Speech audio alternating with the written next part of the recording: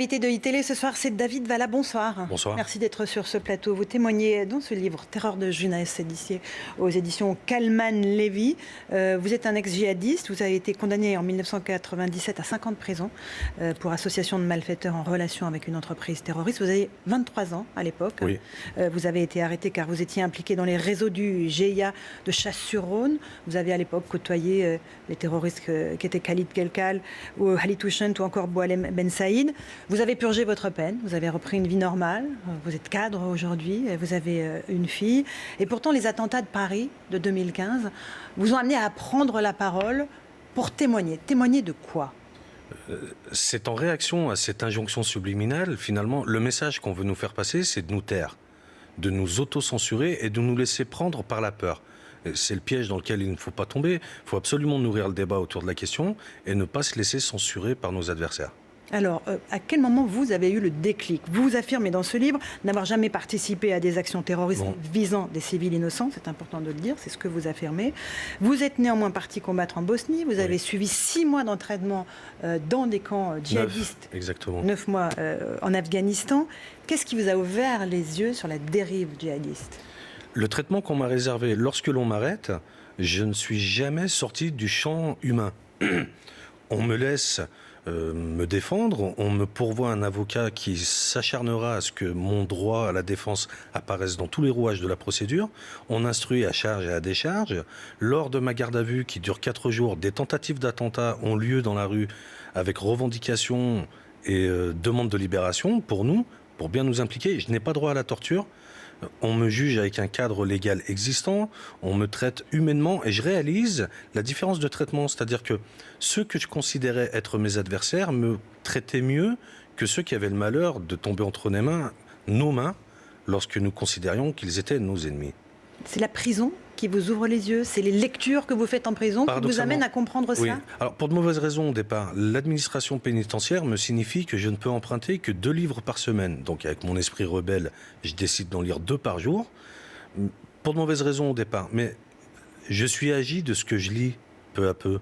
Je laisse de côté le roman et le récit, je lis notamment la philosophie, et je me rends compte que finalement l'humanité répond à de grands principes. Chaque être humain essaie d'apporter des réponses existentielles, en croyant ou en ne croyant pas, mais en prenant position, et espère que ses enfants auront une meilleure vie que lui.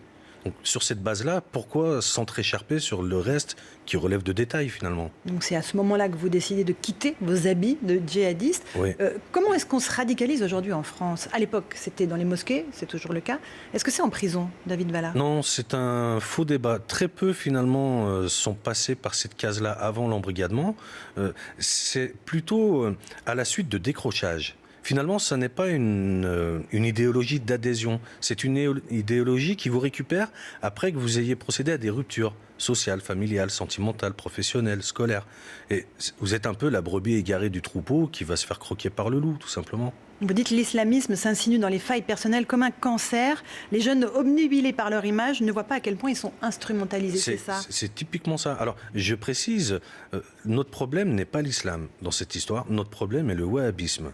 C'est réellement sur ce domaine-là qu'il va falloir agir. Si nous faisons uniquement du sécuritaire, nous allons couper les têtes d'une hydre qui vont repousser. C'est sur le corps de celle-ci qu'il faut agir, à savoir l'idéologie wahhabite. Qui se répand comment dans nos quartiers ? Par le corpus littéraire. Quand vous prenez un livre dans une librairie musulmane qui vous indique que lorsque quelqu'un arrête la prière, vous l'admonestez 3 jours et qu'au bout du 3e jour, vous pouvez le tuer. Un tel livre n'a rien à faire dans mon pays. C'est un appel au meurtre, sous couvert de religion. Vous êtes encore musulman aujourd'hui ou pas ? Ça relève du privé, si vous me permettez de répondre par une boutade. Aujourd'hui, je suis avant tout citoyen, mais musulman laïque, il faut préciser. Est-ce que vous vous attendiez, David Valla, avec votre expérience des réseaux djihadistes de 1995, à une telle vague d'attentats terroristes en France en 2015 ? Mais on m'avait surnommé Cassandre à une époque. C'est pour ça que je décide de me taire, parce que personne ne me croyait, personne ne voyait... Qu'est-ce que vous disiez à l'époque ? Que cette idéologie ne devait pas se répandre dans nos cités, ne devait pas avoir voix au chapitre, qu'il fallait la contrecarrer, lui proposer un contre-discours idéologique, mais on ne m'a pas pris au sérieux, puisqu'il s'agissait de traditions, de religions, de choses anecdotiques finalement. Qu'est-ce que vous dites aux jeunes qui sont aujourd'hui fascinés par la Syrie ? À l'époque, vous, c'était l'Afghanistan et la Bosnie. Qu'est-ce que vous leur dites pour leur dire « vous n'êtes pas dans la réalité » ? On leur promet le paradis dans l'au-delà, mais c'est l'enfer sur terre qui les attend. Concrètement. Lequel ? Celui de la violence au quotidien. L'erreur qu'il ne faut pas qu'il fasse et que j'ai faite à l'époque, c'est que je pensais agir sur le terrain. Je pensais avoir une action déterminante sur celui-ci. Et je découvre que c'est lui qui agit sur moi. C'est d'ailleurs en réaction que j'adopte cette idéologie qui me permet d'éluder la peur que me confère le terrain. Il y a des liens très étroits entre la délinquance et les djihadistes aujourd'hui ? Pas forcément, mais en revanche, vouloir penser que le phénomène religieux, même s'il est dévoyé, même s'il ne s'agit pas de l'islam, car c'est un courant de pensée ultra minoritaire, le wahhabisme, mais qui bénéficie de moyens colossaux de propagande. Ces jeunes, même s'ils donnent l'aspect de ne pas être pratiquants, ne se donnent pas la mort sans avoir validé cette promesse d'un au-delà merveilleux, qui sera à la hauteur de leurs égarements sur Terre. C'est-à-dire que plus vous avez été dans le banditisme, la violence, et plus votre rédemption par le martyre vous apportera des récompenses en conséquence. Est-ce qu'il est plus facile de se radicaliser aujourd'hui qu'il y a 20 ans ? Aujourd'hui, la seule vraie différence, c'est qu'à l'époque, il fallait avoir accès aux images qui circulaient sur des cassettes VHS, mais elles venaient appuyer un discours. C'est l'inverse qui se passe aujourd'hui. Ce sont les images qui font appel à l'émotion, comme nous le savons, et qui sont appuyées par un discours ensuite. Mais on est dans l'émotionnel, on n'est pas dans le rationnel. Et c'est plus dangereux parce qu'elles sont d'autant plus faciles à diffuser, ces images aujourd'hui. Elles s'invitent chez vous, sur Internet. Bien sûr. Aujourd'hui, la menace terroriste est permanente, très élevée dans notre pays. Vous estimez qu'il y a un certain nombre de cellules qui peuvent passer à l'acte ? Tant que nous n'aurons pas mis à bas cette idéologie, tant que nous n'aurons pas fait le nécessaire pour proposer un contre-discours, nous risquons de subir ce genre d'attaque. Les derniers attentats de Paris et de Bruxelles sont étroitement liés, on l'a vu. La Belgique, c'est la base arrière aujourd'hui du terrorisme. Ça l'était déjà à l'époque en termes de fourniture d'armes. Ce sont les mêmes filières qu'à l'époque ou pas du tout ? Pas forcément les mêmes filières, mais l'idéologie est la même, les moyens d'action sont les mêmes, les objectifs sont les mêmes, les fonds proviennent des mêmes endroits, les idéologues, même si leur espérance de vie a tendance à diminuer, sont toujours les mêmes. Dans votre livre, ce qui est très intéressant, c'est à la fois le phénomène de radicalisation et celui de déradicalisation. Oui. Ça marche aujourd'hui, la déradicalisation en France ou pas ? Ou c'est un vœu pieux ? Nous ne pouvons pas ne pas proposer cette offre, car si nous considérons que les jeunes qui ont franchi ce Rubicon sont irrattrapables, nous admettons de fait la faiblesse de notre idéologie. Et il s'agit de se réaccaparer la conviction profonde et acharnée que nous sommes dans le vrai. Et comment les ramener là-dedans, dans cette réalité-là ? Avec un discours, avec des exemples, avec...